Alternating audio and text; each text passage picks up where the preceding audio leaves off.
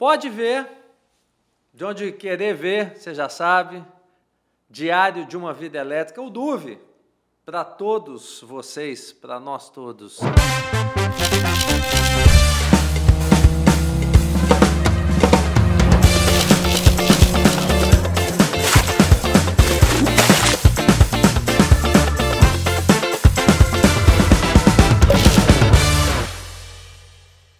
Dando sequência à conversa do Diário de uma Vida Elétrica, eu tenho hoje comigo aqui um profissional referência no nosso setor, no setor de energia.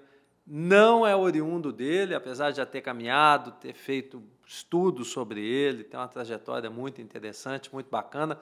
Vamos contar aqui o Diário de uma Vida Elétrica dele. Eu tenho aqui comigo hoje, nos estúdios da Fontana Filmes, aqui em Campinas, Marcelo Xavier, da Green Yellow, CEO da Green Yellow. Marcelo, obrigado por ter vindo. Obrigado pelo convite, Guilherme. Prazer participar também. Vamos lá, vamos contar um pouco da história do Marcelo? Vamos, bora. O Marcelo, gente, tem uma trajetória, como eu disse, muito interessante nesse setor nosso, né? Posso dizer que um olhar inicialmente de investimento e tudo, mas eu fiquei sabendo, na conversa que a gente teve, que o Marcelo quase foi goleiro do Palmeiras. Só não foi porque morava longe, passou perto de ser goleiro do São Paulo. Como é que foi essa história aí, Marcelo? Lá atrás? Lá atrás, isso, 1986, 87, eu já tinha altura, que era essa mesma, não cresci de novo, graças a Deus. Ainda bem que parou aí. Novo, parei aí, tentei, morava longe, não dava, prejudicava a escola, aí meu pai vetou. Né? Tentei o São Paulo, que era mais perto. Mas também não dá. Passei no teste, mas aí me alertaram, falando, se você estuda, tem possibilidade, isso daqui não é para você. Aliás, tem um detalhe interessante nessa história, que quem alertou foi um tetracampeão mundial, não foi isso? Foi isso, o Gilmar, que era goleiro do São Paulo. Ele, dentre 11 goleiros na mesma categoria ali, ele falou, você tem chance de estudar? Tem. Você estuda em colégio particular? Estudo. Vai bem? Vou. Então para com isso. Isso aqui não é para você, vai estudar. E aí aquilo ficou na minha cabeça por um tempo. Mas eu tentei de novo, fui em algumas outras tentativas. Aí teve uma pessoa que sentou do lado do ônibus. Aí depois passaram 2 anos eu jogando em alguns outros clubes menores, jogando Campeonato Paulista, tudo. Aí eu fui para o Central Brasileira de Cotia. Era um clube que estava em formação. Uhum. E aí eu já estava final de escola, terceiro colegial ali começando, novembro, dezembro, janeiro. Eles colocaram um contrato na minha frente, falando, olha, isso aqui que a gente pode te pagar, e a gente faz um contrato. E eu peguei o ônibus naquele dia para sair para um outro local onde a gente ia fazer o treinamento. E o jogador referência do clube, que tinha sido artilheiro da segunda divisão, tudo, saiu no Globo Esporte, sentei do lado dele no ônibus e a gente começou a conversar.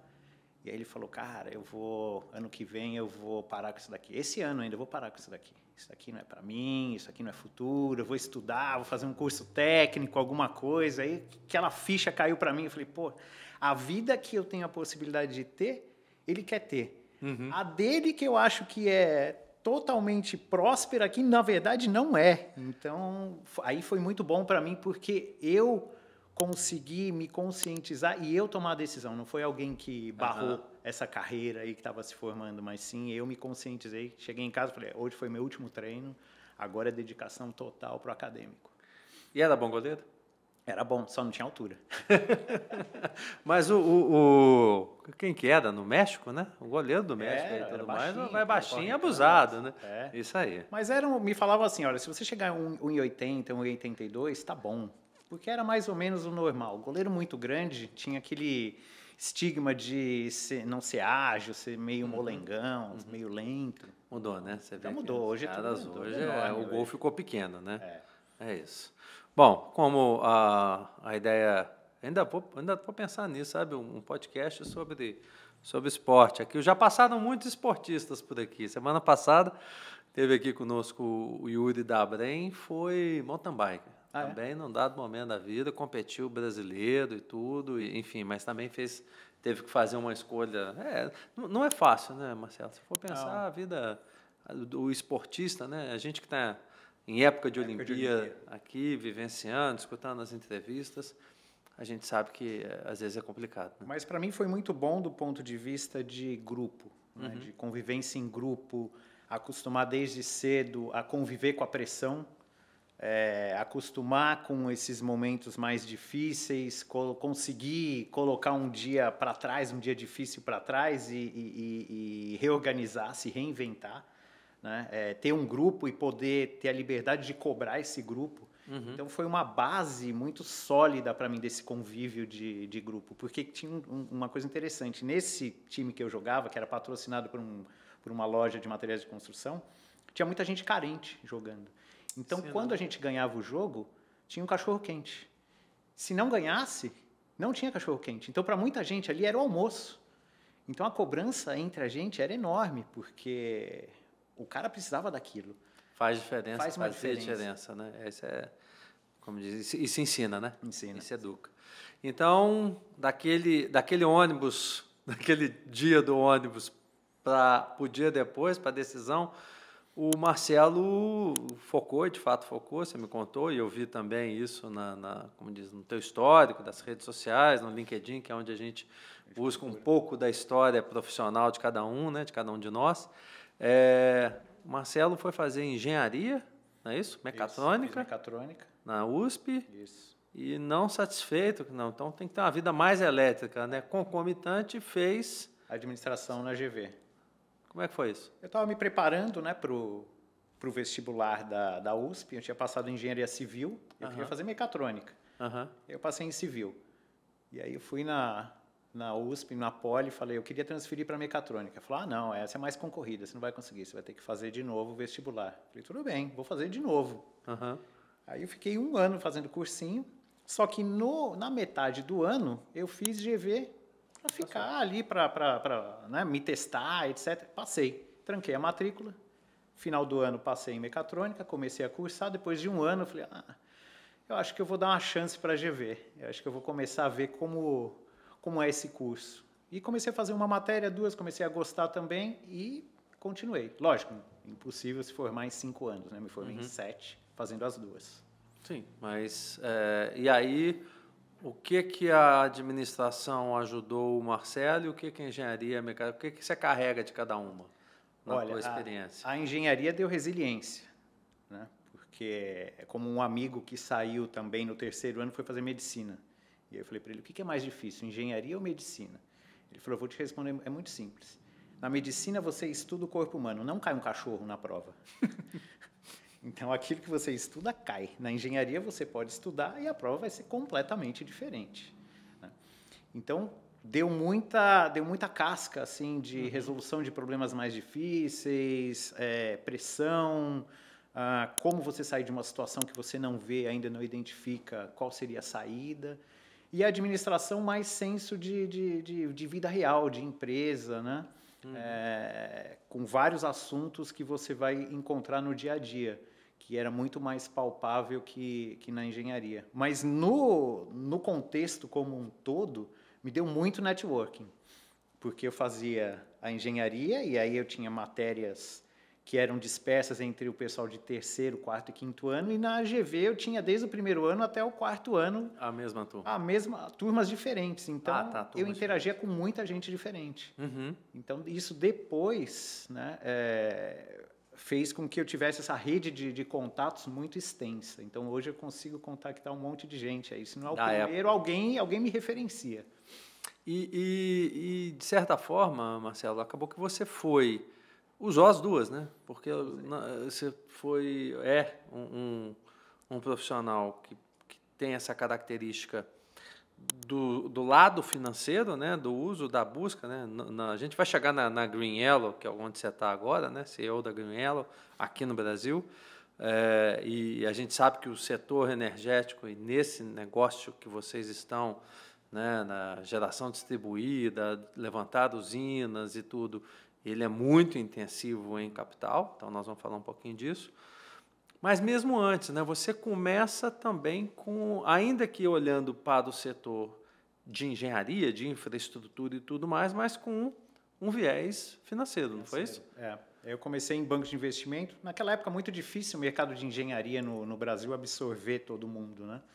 Então, ou você ia para consultoria ou você ia para banco de investimento. Eu acabei indo para banco de investimento, e aí dentro do conceito do Ministério Minas e Energia, comecei a já me envolver, principalmente com mineração e siderurgia. Eu analisava as empresas no Brasil e participava também de M&As, e fiz isso em 2 bancos por 4 anos. Então, foi um aprendizado muito intenso do ponto de vista de avaliar uma empresa, quais são as alavancas de crescimento, ler balanço. Então, isso me deu toda a base financeira que eu carrego até hoje para mim. Mas aí teve essa, né, essa experiência em banco de investimento e tudo, e em um dado momento muda a posição e, de fato, você vai para as empresas de infra, né, para os negócios de infraestrutura, né? E tem uma experiência também fora, né? Que você foi morar fora. Também, como é que foi essa passagem aí? Eu tive do banco, eu fui para uma iniciativa que era uma startup, então que chamava e-consulting. Era algo completamente novo, que era trazer um modelo de consultoria, isso ano 2000, né? Então, começo de internet, mostrar para as empresas o que elas poderiam fazer com a internet. Então, tinha implementação tecnológica, gestão online e a comunicação digital. E então essa empresa ela começou a se formar no Brasil, não tinha concorrente, era algo completamente disruptivo. Eu fui um dos 6 sócios, a gente chegou a 70 pessoas no pico, uma empresa puramente de consultoria, mas que entregava um resultado final, entregava uma implementação. Então era muito curioso, né? Porque olhando para trás, né, a gente incubava sites, né? Site tinha um valor. Então, deu um conhecimento bastante grande de gerir uma empresa, né? Como que a gente faz para gerir pessoas, como que a gente é responsável pelo aquele grupo de pessoas que estão trabalhando lá. Tanto que no primeiro ano, o compromisso que nós tínhamos entre sócios era: ninguém tira salário aqui. A gente vai passar 1 ano sem tocar, sem receber nada da empresa. No segundo ano, a gente vê como que está e a gente vai evoluindo. E daí eu saí, fui para os Estados Unidos fazer MBA, fiquei 2 anos em Kellogg, fiz o MBA, e daí eu tive um convite para Bekaert, na Bélgica. E aí sim, infraestrutura, pesado, plantas, né? Fios de aço, então uma empresa bastante grande, que aqui no Brasil ela é um dos acionistas da Belgo Mineira, então uma empresa bastante conhecida aqui também ligado à energia, à mineração, siderurgia, metalurgia, diversas aplicações e muita inovação também. E dessa experiência, você volta, né? Você ficou esse tempo na Bélgica, volta para cá. Como é que foi esse retorno do Marcelo? Foram 8 anos na Bélgica e aí uma necessidade familiar. A gente achou que 10 anos ao todo, somando Estados Unidos e Bélgica, já estava bastante tempo fora do Brasil. Vamos voltar, né? Meus filhos nasceram na Bélgica também. E aí eu volto para assumir a CIMAF Cabos, que aí é puramente infraestrutura, tudo que é movimentação de carga. Então, a empresa é parte da BBA, Belgo Becar Arames, mas que é uma joint venture, e a CIMAF fica com uma planta em Osasco, mas com negócios no Brasil inteiro. E tudo que é movimentação de carga, petróleo, energia, construção, muita infraestrutura, mineração, portos. E aí eu começo a colocar mais o pé dentro da infraestrutura e dos projetos. Eu fiquei 2 anos lá e fui convidado para assumir a diretoria da América Latina da Poire, que é uma empresa de engenharia pura. Tinham 2 grandes empresas de engenharia no Brasil antigamente, a Poire e a Promon. E a Poire ela era muito forte no papel e celulose. E abriu outras frentes. Então, eu fiquei responsável pela América Latina, mineração, siderurgia, fertilizantes, cimento, indústrias de transformação no geral, com escritórios em São Paulo, Peru e Chile, mas também dentro de outras empresas, dentro da Alcoa, dentro da Anglo, dentro da Vale Fertilizantes. Então, um contingente bastante grande de pessoas, e aí que vai o conhecimento lá da engenharia, mesmo não tendo trabalhado em engenharia especificamente, mas tendo feito engenharia para poder liderar uma equipe de engenheiros puros, né, para entregar projetos de plantas, projetos de beneficiamento, etc. Desde o projeto executivo até o EPCM com o gerenciamento de obras. Então, o fluxo inteiro que estava no nosso portfólio. Então, só para recapitular, o Marcelo começa goleiro, goleiro vai para administração e engenharia junto, depois vem a mecatrônica, aí tem uma passagem na área de investimentos, começa na área de investimentos, mas depois vai para a infraestrutura, ou seja, a visão holística do processo, né, Marcelo? É bastante aprendizado, né? Aquilo que a gente conversou ali antes, né? Porque são experiências diferentes, ainda que elas se relacionam, né? Você começa a perceber que no final alguma coisa é muito similar, né? No processo de desenvolvimento das empresas, das coisas, né? Acho que é por aí, né? Elas são meio encadeadas, né? Uma coisa foi levando a outra. Quando você pega uma ponta e compara com o começo, ela é muito distante, mas ela vai levando. Então, até as funções que eu desempenhei nas empresas também são correlacionadas. Não, ainda teve como é que chamava? E-Consulting. E-Consulting no meio, que é uma startup. Exato, mas um negócio para 2000. Você pensar em internet... disruptivo. Você falar hoje de fazer consultoria online, ok, é normal, mas você falar isso há 24 anos atrás, que você ia fazer uma consultoria online... É um negócio diferente, bem diferente. Meio complicado até de explicar em casa. Nossa, o que você faz? Eu faço consultoria online. O que é online, né? Como assim online? Isso. Bom, e aí, em que momento o Marcelo chega na energia, né? No que você está hoje, né? Não tanto quanto do que a gente está tratando aqui, mas essa construção de saber como é que foi é interessante. Em que momento que isso acontece, né? Em que horas que você falou, eu entrei agora, voltei de alguma maneira para o setor elétrico, né? Como é que foi isso? Eu saio da Poire e aí eu entro num projeto, numa startup, que é um projeto também similar a eConsult, uma startup, EdTech. Passei por um tempo nessa empresa e fui para uma empresa de eficiência energética e rooftop, contratado por um fundo para fazer uma transição, a Luminai. Isso foi 2021, começo de 21. Passo 1 ano e meio na Luminai e tenho o convite da Green Yellow. Uhum. Então, essa passagem pela Luminai foi bastante importante também para ter uma reinserção no mercado de energia, que eu já vinha bem afastado desde a época da Poire. E eu tinha contato mais com a infraestrutura, mais com a mineração, um pouco menos com a energia. A passagem da Luminai para Poire, para depois para Green Yellow, foi uma ponte interessante. Porque hoje, quando a gente olha, a gente vai chegar nesse ponto, quando a gente olha daqui para frente, pós-GD, é muito relacionado ao que eu fazia na Luminai, com os telhados solares. Então, e 21 a gente está falando de um desafio daquele momento, que era pensar em fazer telhado, que de alguma maneira é um trabalho, e é também muito de varejo, né? Sim.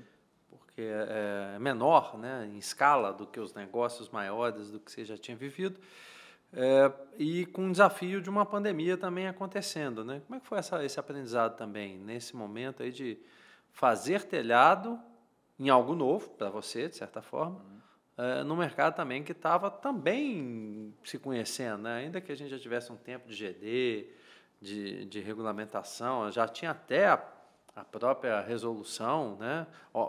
Até o marco legal, a 14300, mas era novo, né? Quais eram os desafios naquele momento ali, em 21, para fazer telhado? Então, tem o desafio normal, né, de convencimento, e a empresa muito focada no varejo alimentar, que é um setor extremamente conservador. Uhum. Então, você colocar um telhado, e essas empresas geralmente são empresas de dono, Uhum. Então, disponibilizar um espaço para que eu vá fazer um telhado que vai gerar uma energia que eu estou acostumado a pagar para a concessionária. Como é que funciona isso? Então, fazer a conta para ele, mostrar o benefício, etc. Mas você vem aqui toda hora, você vai limpar, quem vai fazer o OIM? Então, não só essa dificuldade como um todo, mas aí, olhando para trás, a cadeia de suprimentos totalmente corrompida por causa da pandemia. Corrompida no sentido de você tinha componentes que eram muito disputados por outras indústrias. Uhum. Né? Você tinham vários componentes ali em que para você conseguir o shipment, para você conseguir o fornecimento, você precisava se adiantar, passar na frente. Você queria contar com um suprimento importado, como você fazia? Né? Como é que você, como uma empresa menor, concorre com uma empresa maior? E vocês traziam de fora naquele momento ou vocês buscavam trazer de fora? Trazendo de fora. O que era o número daquela época, Marcelo? Quanto se fazia em mega? Não sei se é... Em mega, 40 mega, entre 40 e 50 mega. Mas assim, sempre com um tamanho mínimo, né? 500K, 700K de telhado, um tamanho mínimo. Era um cliente, não era um cliente pequeno? Não. Um cliente C&I, um cliente sempre B2B. Tá, era do mercado... tirando o residencial, fora residencial. Tá, então imagina se é o setor de alimentação, as grandes empresas... E logística. Então era autoconsumo, né? Behind the meter, autoconsumo. Perto da carga, não, junto à carga? Junto à carga. Sempre junto à carga. O que tirava um risco de conexão também. Sim, claro. Apesar de que naquela época você não tinha tanto o famoso fluxo reverso, né? Eu vou chamar o fluxo reverso aqui, inclusive, que ele está bem falado, né? Ou está mal falado, depende do ponto de vista. E aí vem Green Yellow, né? Green Yellow quando foi? Green Yellow foi junho de 22. A empresa estava passando por um processo de retomada, transformação, reestruturação. Então, o primeiro desafio era estabilizar a empresa. Uhum. Estabilizar a empresa, tanto do ponto de vista de pessoal como de negócio. Retomar a eficiência energética, entrar novamente em alguns segmentos onde a empresa era forte, colocar os projetos de GD1 para rodar ação e para rodar, não só do ponto de vista comercial, quanto operacional. Né? E estruturar a empresa para que ela conseguisse ganhar mais agilidade. E quando você chega, quanto tinha de potência de projetos de vocês? Tinha mais ou menos 110 mega, mais ou menos. A gente tinha feito logo que eu cheguei, a gente fez uma operação de M&A, então a gente vende aproximadamente 30, 35, cai para 70, 80 mega, e aí começa a retomar a trajetória de crescimento. Né? A gente aproveitou bastante, surfou bem essa onda da GD1 até o final. Então, esse ano é um ano de muita construção. Você já está chamando a onda de GD1 de final, né? A gente vai falar um pouco disso. Foi algumas conversas que a gente teve aqui com outros colegas do setor também da geração distribuída e tudo, e é um olhar real, né? Não é nem pessimista, é real, isso, é realista, melhor dizendo. E aí, qual é a estratégia hoje, né? Quer dizer, vindo aí, vocês vêm, comercializa, o que você falou, né? Comercializa certa parte do portfólio, mas continua construindo. Eu tenho lido na mídia, que a gente sempre acompanha, projetos novos que vocês colocaram recente em operação, no Centro-Oeste, outros projetos aqui no Sudeste. Como é que está esse momento hoje da Green Yellow com relação à questão potência, usina, negócios? Como é que tem sido feito? A maior concentração está onde, de potência ou de usinas? Em estados, em regiões? Nordeste, Centro-Oeste, a gente tem alguns no Norte. As duas maiores usinas, eu fiquei sabendo que foram as duas maiores no estado do Amazonas, a gente conectou faz pouco tempo. Tem alguma coisa no Sul também, a gente tem um portfólio interessante no Sul. Mas a gente termina, acho que em abril ou maio, a gente termina as construções que a gente tem de GD1. Esse ano foi um ano de bastante construção. A gente entrega esse ano o dobro da média histórica de construção em volume, em megawatt pico, que a Green Yellow geralmente entregava. A gente entrega mais ou menos 80 mega esse ano. E a gente tem mais uns 40, 50 para construir até metade do próximo ano. Então, estamos falando de 120. Mais ou menos com 120 a gente dobra a nossa capacidade. 240. E como a gente constrói para operar, lógico que no meio do caminho a gente pode fazer uma recirculação de capital, mas a gente constrói para nós, para operar, né? Para os nossos clientes, né? Não para nós, mas para os nossos clientes, dos nossos PPAs. Então, isso aí é um outro ponto que me chamou a atenção, né? Porque o modelo de negócio de vocês, de certa forma, não está na compartilhada, né? Não está. Ele está na GD remota. GD remota. E a gente faz uma transição agora, nesse momento a gente está passando essa transição para focar bastante no C&I, Behind the Meter, B2B também, consumo junto à carga e aí pensando em soluções híbridas também, né? Com bateria, como a gente pode encaixar a nossa expertise para dar para o cliente uma gestão dessa energia. Então, começando com eficiência energética e a gente atuando e reduzindo o consumo, 10%, 15%, 20%, com a geração fotovoltaica, também assumindo 30%, 40%, e o balanço combinando com a comercializadora que a gente tem em casa, com o Mercado Livre, pensando em um small utility scale, uma usina compartilhada, mais de 10, 15, 20 mega, que também não é muito fora da nossa ideia de desenvolvimento para o próximo ano. Então, essas combinações é o que acho que trazem vantagem competitiva para a GreenYellow. É o que a gente vê do pós-GD1, vamos dizer. E flutuantes também, a gente tem projetos de flutuantes também. Voltando só um pouquinho, vamos falar de flutuante, mas voltando um pouquinho, ou seja, eu concordo com você, quer dizer, a gente caminha a passos largos para o que a gente pode chamar de gestão energética, né? Uma gestão de energia, uma matéria que saiu também recente de vocês, semanas atrás, falando exatamente disso, né? Num conceito de Energy as a Service, né? Energia como serviço, né? Então, não é só mais olhar para a geração em si, mas para o pacote de soluções, né? Ou seja, é o que você falou aí, armazenamento, o consumo instantâneo, né? Quanto que eu preciso disso, ou seja, onde é que está, falando o economês, né? Onde é que está o ponto de equilíbrio aí na curva? Seria isso, então? Seria né? isso. Ter eficiência, gastar o mínimo possível, a energia mais barata é aquela que você não consome, né? Verdade. Poder gerar aquilo que o cliente tem capacidade para gerar, armazenar, e vai ter um excedente. Esse excedente eu consigo trazer da melhor forma possível para ele. E como é que... Sempre sustentável, né? Sempre pensando em energia renovável. E a gente sabe, né, a GreenYellow é uma multinacional francesa, ou seja, a matriz é francesa. Como é que... Aí traz um pouco dessa percepção tua, de quem está dentro do grupo, né? A gente sabe que tem a GreenYellow Colômbia, recente, inclusive, eu estive lá na GreenYellow em Bogotá. Aliás, obrigado pela atenção de vocês, fomos muito bem recebidos lá. Ou seja, está no Brasil, está na Colômbia, está na França, obviamente. Como é que tem sido esse olhar da companhia, da organização de forma global, né? Para onde está apontando isso? Tá. A GreenYellow sempre foi focada em solar. Ela cresceu dentro do grupo Casino, que era aqui no Brasil é o GPA, fazendo eficiência energética e os telhados fotovoltaicos para o grupo. E depois foi expandindo. Tanto que ela começou na Colômbia, por causa do Êxito, que é uma marca do Casino. Primeiro foi a Colômbia e depois Brasil. Atuando... Ou seja, ela começa a fazer para ela mesmo solar nas unidades, vamos lá, nos supermercados, nos pontos de venda dela, é isso? Para o próprio acionista. Porque ali tinha uma redução do custo energético. Tinha uma redução do custo energético. Aí aprende a fazer. E começa a ampliar o mercado e abrir para outros potenciais clientes.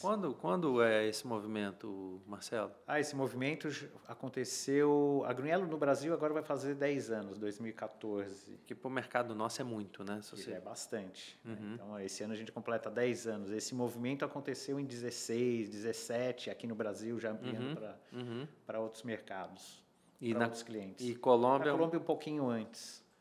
E vocês têm olhado para a mobilidade elétrica também? Ou como é que tá a gente olhou bastante, teve alguns projetos que a gente desenvolveu aqui no Brasil, na França, e tem algumas unidades que a gente chama de Oceano Índico, que geralmente é onde o francês passa as férias, então tem uma unidade da GreenYellow. Tahiti? Ilhas Maurício, Madagascar. Tá certo, tá rolando. Lá tem um projeto grande geralmente é carregador elétrico, né? A gente loca o carregador elétrico. Entrega energia. Entrega a energia, mas aí é só o carregador mesmo. Ah, tá. Então é um modelo, só o equipamento, né? Tirando todo o risco de tráfego da frente. Mas é um business que a gente vem desinvestindo cada vez mais, focando na infraestrutura, na eficiência energética, a comercialização e a gestão de energia e a geração fotovoltaica. Então, hoje a GreenYellow no mundo ela tem na Ásia, Tailândia e Vietnã. América do Sul, Brasil e Colômbia. Na África tem África do Sul, que aí eles chamam de Austral, porque combina com essa unidade do Oceano Índico. Estados Unidos ainda não, mas pode ser alguma coisa para o ano que vem. E Europa, ela abriu a região ibérica, Espanha e Portugal, já tinha a França, tem o resto da Europa ali que cuida das outras unidades fora a França, que tem Hungria, tem projetos na Itália, Alemanha abrindo agora, leste europeu. Então a empresa vem crescendo, vem ampliando o portfólio. O Brasil é a segunda maior BU, só atrás da França. Legal. Bom, a gente sabe, né, do potencial do mercado brasileiro por vários motivos, tamanho, população, demandas, enfim, né? Agora, você tocou num ponto aí, que eu vou só trazer aqui para a gente debater ele um pouquinho. Inclusive, gente, você que está aí nos assistindo, um debate excelente, conversa boa, tendência, a gente que está vivendo, histórias boas para serem contadas, que estão sendo contadas aqui. Se inscreva aí no nosso canal, se inscreva aí no Diário de uma Vida Elétrica, no DUV, aciona o sininho aí para que você possa receber o comunicado de um debate, de uma conversa nova e acompanhe a gente. A gente está tanto no YouTube como também no Spotify. Se não quiser ver essa beleza toda nossa, mas dá para ir ouvindo, pelo menos a conversa é boa. Vai lá. Obrigado. Continuando aqui, Marcelo. GD1, né? Você falou aí você usou um termo aí que acabou, mas eu sei que você está dizendo acabou que você está olhando, é papel do CEO, é papel do gestor olhar à frente para onde vai, né? E aí aproveita essa pergunta, né? Para onde vai, né? Tá bom, a gente sabe que vem GD2, GD3, não fizemos essa conta ainda, ou não tem ela tão apurada. No teu olhar, esse negócio hoje, como é que ele se resolve? Para onde aponta? Cada empresa tem, conversando até com colegas de outras empresas, cada uma tem a sua estratégia e hoje ainda qual é a nova onda, né? O que a gente vai surfar aqui? Isso. Então, para nós, a GD1 é construção agora, finalizar o que a gente tem, é consolidação, seja do lado vendedor ou do lado comprador. Tem vários projetos interessantes que não saíram do papel, ou tem um PPA interessante e a gente tem um projeto, então tem um cliente que pode combinar com um outro desenvolvedor. Então tem negócios que podem surgir, não só para a gente, mas para as empresas que estão nesse mesmo jogo. E também alguma hibridização, né? A gente ouve de eólica com solar, uma eólica e um PCH, bateria, como que ela se insere nesse meio. GD2, GD3, não vimos muitos projetos até agora, né? Por razões várias, mas assim, combinação de variáveis, né? Taxa de juros, retorno, um incentivo um pouco menor, tarifa. A gente vai focar como Green Yellow no C&I, no Behind the Meter, o consumo junto à carga. Esse vai ser um foco nosso nos próximos anos. É um processo de venda muito parecido com o da eficiência energética, então para a gente faz muito sentido e a gente vê muita possibilidade de venda conjunta, né, para poder olhar essa gestão da energia como um todo. Então, esse é mais ou menos a estratégia, para onde a gente vai direcionando os nossos canhões aí no futuro. A crença, né, do mercado, né, para onde esse mercado vai. Para onde a gente acredita que nós vamos conseguir fazer diferença dentro do setor elétrico brasileiro nesse cenário. Lógico, as outras unidades de negócio têm focos diferentes.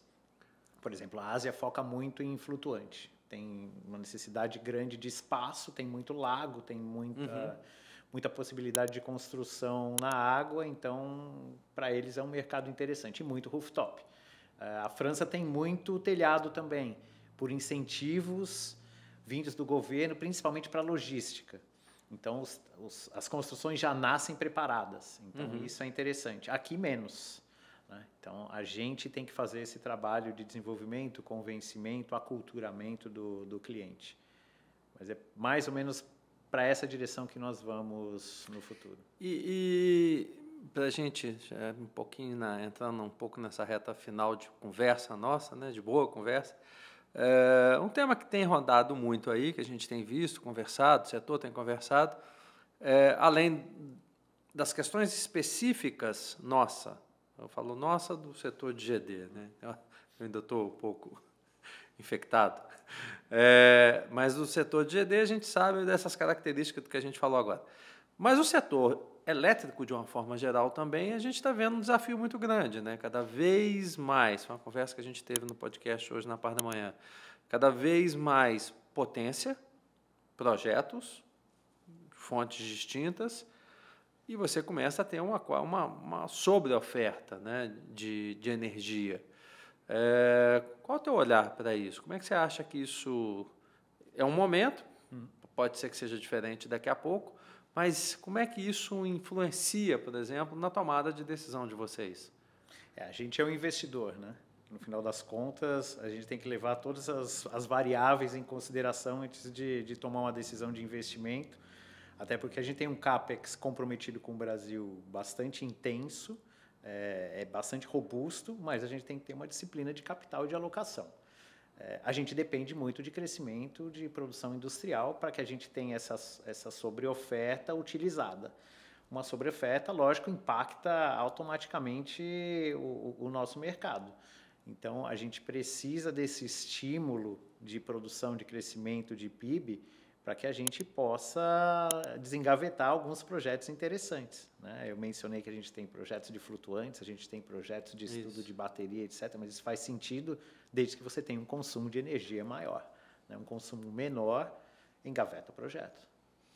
A flutuante, acho que ela tem uma vantagem dentro da GD, é que algumas, né, técnicas e econômicas, né, técnicas, a gente sabe da suja menos, ela tem eficiência maior por estar próxima à água, algumas regulatórias, né, o fato de ela não ter limite de potência, né, entenda-se isso dentro da GD, né, que eu não preciso estar ali hoje, por exemplo, no limite de 3 megas, anteriormente no limite de 5, e provavelmente eu tenho uma subestação que está em algum lugar próximo ali, porque se for um reservatório de hidro natural que tenha... Você faz a hibridização ali usando a mesma conexão.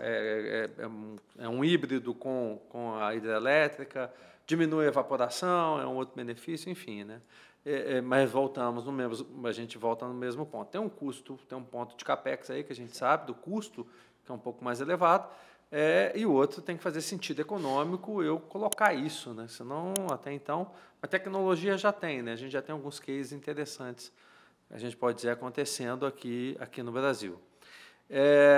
Desses temas todos, né, sobre a oferta, questões econômicas, tendências de sustentabilidade, eu vou chamar um amigo nosso, que quando eu falei que você vinha, e contei um pouco da tua história e tal, ele leu comigo no LinkedIn, e ele lê mais rápido, porque ele tem um olho grande, ele sempre participa, ele entra no quadro, que é um quadro que é dele, chamada Botando Pilha, que faz todo sentido. Então, Botando Pilha aí agora com vocês, o nosso amigo Zói.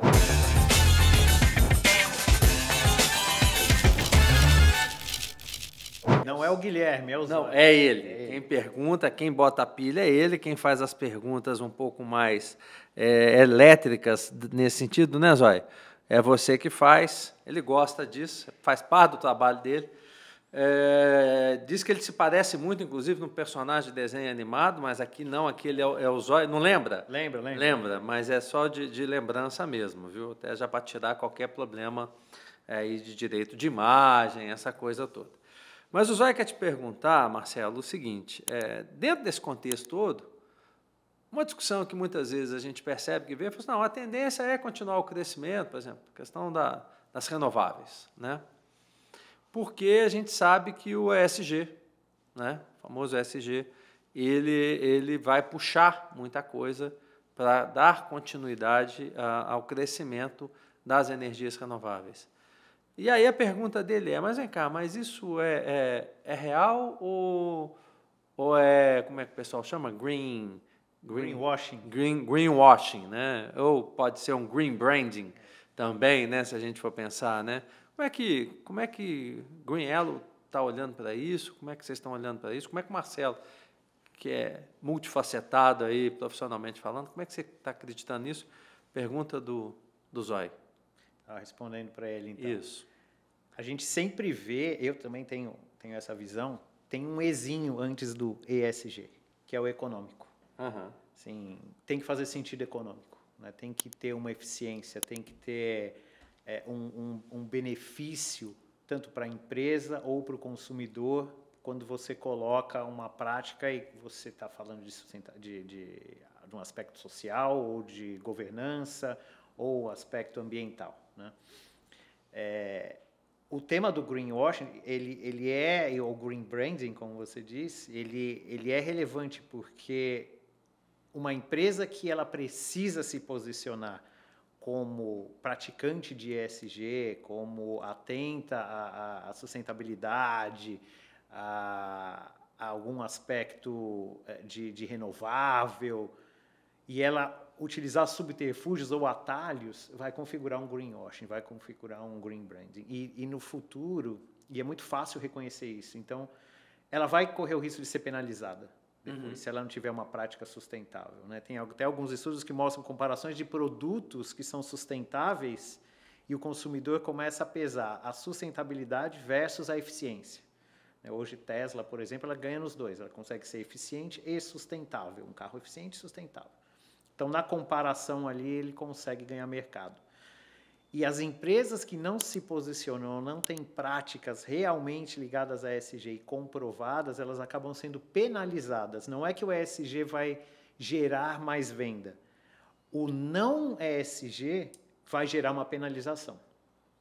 E o que a gente quer mostrar e dar para os nossos clientes, nossos consumidores, vamos dizer, consumidores assim, no sentido do cliente do nosso cliente, é a possibilidade de enxergar essas práticas reais nos nossos clientes. Então, quem investe em energia renovável, quem substitui um equipamento que ele gera um consumo de uma queima de carbono por outro, fazendo um movimento de descarbonização, ou troca um equipamento antigo por um equipamento novo, faz um retrofit para consumir menos energia, que isso seja visível para os clientes deles, mostrando que eles têm essa preocupação, têm o intuito de ajudar o planeta, de descarbonizar, tem o propósito, mas também tem o lado econômico para o próprio cliente, né? Tem que fazer sentido e tem que ter o mesmo peso essas duas práticas.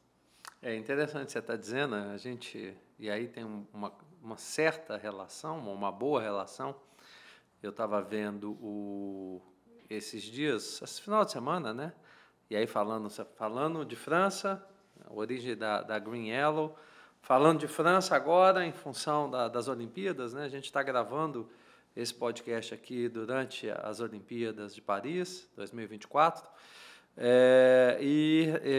Essa semana eu vi o Cidade de Soluções, um programa muito conhecido por nós, e falando exatamente desses temas, dessas discussões que têm acontecido e o que foi colocado, por exemplo, nas Olimpíadas agora, né? Então, toda uma preocupação com a questão de quase nada foi construído, né? Se aproveitou muita coisa que já existia de estrutura. A Vila Olímpica, lá, as camas eram feitas de papelão, mas um papelão super resistente, né? Então, mostrou lá, a repórter, muita reciclagem. Então, assim, né, um trabalho forte, você vê a questão de tentar despoluir o Sena, né? Com toda a controvérsia que tem, se estava, não estava, que choveu, que não choveu, mas enfim. Mas o que eu estou dizendo é o olhar é para isso, né? Então, eu imagino que dentro de uma organização também já está vivendo, eu imagino que lá fora isso, inclusive, esteja mais intenso, né? Quer dizer, você absorve essa proposição, né? Essa provocação que vem de fora.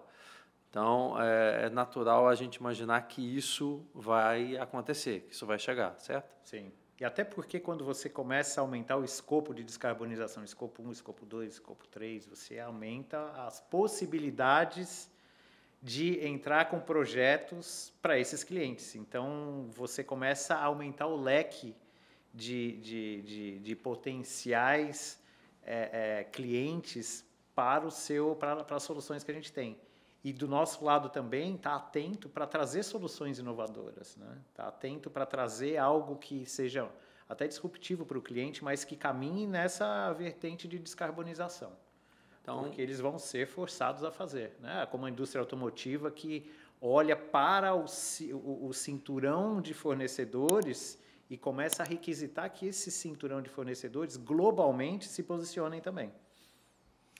então, ou seja, o que a gente pode dizer então que, até numa pergunta anterior que eu te fiz, o negócio é mais amplo, não é um negócio só de geração, de usina de geração fotovoltaica. Quer dizer, tem uma proposição, uma proposta aí de soluções que passam pelo ESG, que passam pela gestão de energia, ou seja, o negócio é mais amplo. Apoiar o cliente na transição energética real dele. Essa é a ideia. Essa é a ideia. Marcelo, um pouquinho já no fechamento desse papo nosso, espero que a gente volte aqui para contar o pós-processo, o GD2, GD3, GD5, né? A gente fala, poxa, lembra quando a gente conversou, né? Voltar aqui, claro, antes das Olimpíadas de Los Angeles, voltar antes de 2028, para a gente conversar um pouco mais, mas aí numa perspectiva pessoal, mais pessoal também, né? Aí já não é pergunta do nosso amigo, pergunta minha, da nossa audiência também, que já sabe, o momento mais elétrico da vida do Marcelo Xavier. Eu sei que tiveram muitos, né? Mas assim, né? O que vem na cabeça aí agora, né? Não precisa ser necessariamente com relação à questão do setor elétrico, da vida profissional, mas pode ser também. Mas o momento que você fala, caramba, daí para frente, deste ponto, valeu uma observação. O ponto de inflexão. O ponto de inflexão, né? O choque. Acho que foi o momento do nascimento dos meus filhos, principalmente o primeiro, né? Assim, minha esposa grávida, eu nem percebia que eu ia ser pai. Continuava a minha rotina normal, sempre aventura, querendo fazer um monte de coisa. Vou nadar com tubarão na Austrália, vou saltar de bungee jump na Nova Zelândia. Tava na lista. Tava na lista, né? Tava na lista. Saltei de paraquedas, ia voar de asa delta da Pedra da Gávea. Aí depois que você pega lá um menino no teu braço, você fala, cara, agora eu tenho que tomar conta dele, eu tenho que preparar o caminho dele aqui, ele depende de mim, essas coisas saem da lista e você começa a focar um pouquinho mais. Aí já foi nadar com um golfinho no SeaWorld, vamos pegar uns negócios mais leves, não arrisca tanto. Essa asa delta. Asa delta é isso, faz virtual, tem tanto jogo hoje em dia, né? É compreensível. Como o Rubens Barrichello, numa entrevista, ele falou, o piloto de Fórmula 1 fica 1 segundo mais lento para cada filho que nasce. Entendi. Eu não vou fazer a piada, até porque eu admiro muito o trabalho do Rubinho, é um cara excepcional. Talvez vai falar que ele ficou muito lento. Ou então que ele teve muito filho, né? Mas não, eu de verdade acho que tem uma história bacana aí. Enfim, né? O problema é que tinha um Schumacher naquela época e por aí vai. Mas águas passadas, vida que segue, vamos embora. Pessoal, é isso. A gente teve uma conversa aqui muito bacana, muito boa, um horizonte, trazendo percepções de uma multinacional que está no Brasil, que está em outros países também, mundo afora, aqui na América Latina, na Colômbia também, que é a Green Yellow. Conversei aqui com o Marcelo Xavier, CEO da Green Yellow, mas multifacetado, me ajuda? Multifacetado? Isso, multifases. Né? Que tem uma experiência larga e conversou e trouxe para a gente alguns números, algumas percepções, não só dele, mas dele e do setor também. Marcelo, muito obrigado, em nome meu, em nome do Zóio, em nome da Fontana Filmes que está conosco aqui, a tua presença, as tuas histórias, a tua experiência, a gente espera que você volte em breve. Claro, foi um prazer estar aqui, agradeço o convite e todo o trabalho da Fontana também. Parabéns pelo podcast, eu sou parte da audiência também. Por favor, gente, é isso, né? Se inscreva no canal, né? Estou sempre atento nas novidades, a gente troca um pouco ali de quem são os próximos convidados, etc. Sempre gente interessante, bate-papos bacanas, é um prazer estar aqui e participar também. Muito obrigado. Valeu. Obrigado, Guilherme. Valeu.